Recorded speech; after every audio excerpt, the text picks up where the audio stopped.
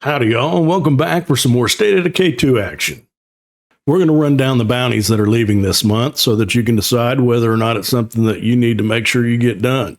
And the first one on our list is the bomber jacket. Just about anything red talon I'm going to want. Clothes, I'm always up for getting more clothing items. All it takes to get it is to blow up a bloater that's already flammable to begin with. Easy peasy, this one's a no-brainer, get it. Only thing difficult about this one is you need to remember to actually pick up the bounty. The F45 Tactical. In order to get this, you need to kill an armored Zed with a pistol, which is very doable when you think about it. My opinion on this weapon was not that great until I used it. I gotta say, I like it. If you're like me, you run through a lot of 9mm shells, and it's good to have weapons of other caliber that you can switch to. We got extra supplies. Anyone up for a trade? Come on by. This is a nice weapon that you should have it. It has a very fast fire rate. Accuracy is on point, and it has pretty decent range to it. I wouldn't let this one slip by. Pick it up. The Ancestral Talwar. You need to kill 20 zombies with bladed weapons. It's a nice little bladed weapon. Personally, I go with unarmed close combat more than I do bladed weapons. If you do use bladed weapons, this is a quick little blade. The Heirloom Khanda. You get this by getting an enclave to friendly status. So basically, if you have this quest or bounty active, eventually it's just going to complete itself. Another bladed weapon with a unique skin to it. Much of what was said about the Talwar can be said about the Heirloom Khanda. It seemed easier just to show the comparison between the two. Here I have the Talwar equipped. The Khanda has more durability, greater knockdown, but less lethality. The Industrial Wrench. You get this by killing 2 screamers with heavy weapons. It's not that difficult a bounty to pick up. I just think the coolness factor pushes this one over into the category of go ahead and pick it up. Now to the vehicle, the Trumbull 4x4. An easy bounty to complete because all it takes is to kill 7 freaks with vehicles, so basically just run around running people over. So it's definitely easy to get. Are there any drawbacks? Well, vehicles to begin with, you're limited in how many that you can have, and if you're like me, you have your favorites. Does this make my favorites list? No, not really. And trunk space is pretty minimal with 6 slots. And I just like the other special vehicles better. Bandito's always going to take up one of my slots.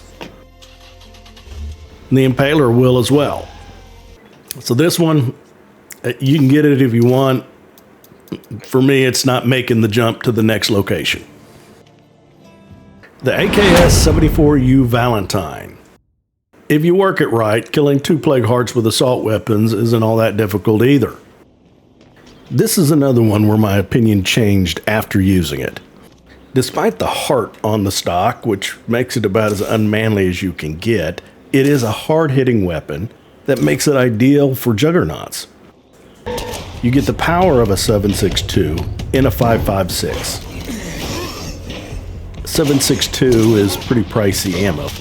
If you're like me, you got a lot of 5.56 laying around and you can extend your stockpile of 7.62.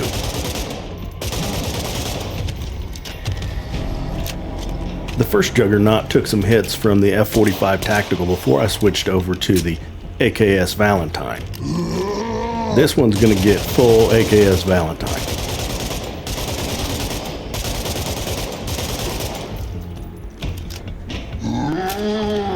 This is my last mag. Could be a problem later.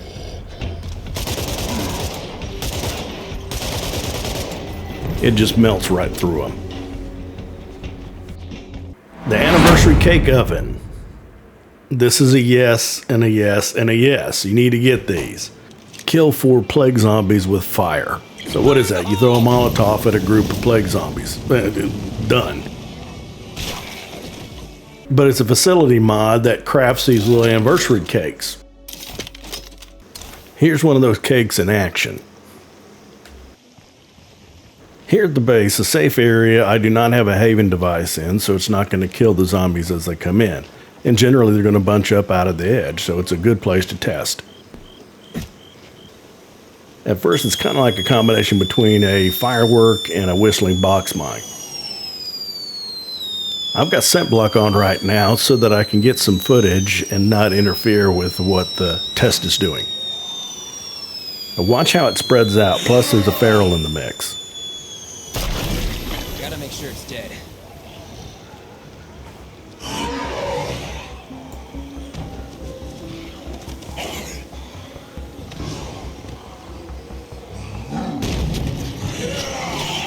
And I've got a timer run here so you can see just how long that it sticks around, because it says it continues to do it for a long time in the description.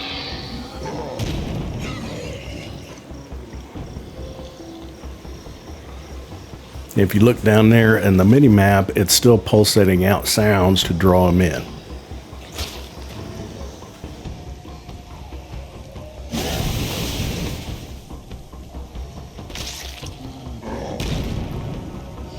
Fantastic. You can see it starting to dissipate, but it's still hanging around.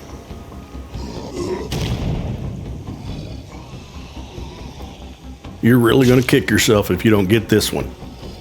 The Safari Razorback 44. It's a 44 caliber revolver that you get by killing 2 ferals with revolvers. It also makes the claim that it's akin to an elephant gun. Chances are you're going to be running across them anyway, just make sure you have a revolver equipped. I think it's worth getting, as most of the revolvers that you get out there are not 44 caliber. I don't use a lot of 44 calibers to begin with, but most of the revolvers that are in game are going to be lower caliber.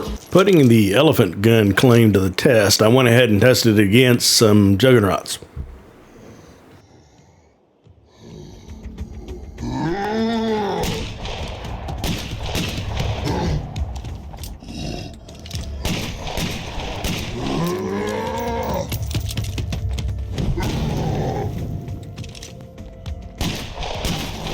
You'll see it has some power. It starts to stagger him.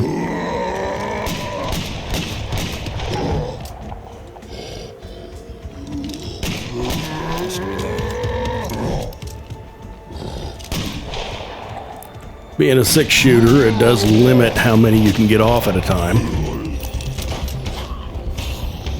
But it's also a revolver that never jams. I never really had a problem with jamming anyway.